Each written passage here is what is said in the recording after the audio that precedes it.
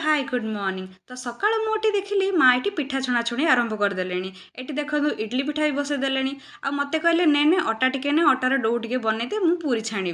Then मटर तरकारी देखो रेडी हो गलानी। एठी गरम गरम खीरी मध्य हो गलानी। आ पूरी छणा भी आरंभ हो गलानी।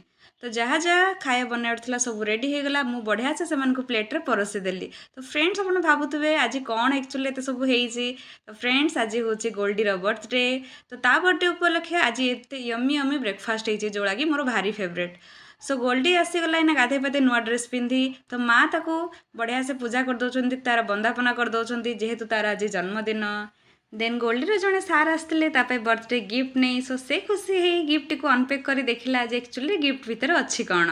तो आपण मैंने तो जानते हैं आइसक्रीम मोर केते फेवरेट। सो आइसक्रीम देखी रही न पारी बाढ़ी आनली आउ खरा दिन रे आइसक्रीम रो मजा नेली। सो एंडिंग रे केक खाई मु मोर वीडियो को एंड करली।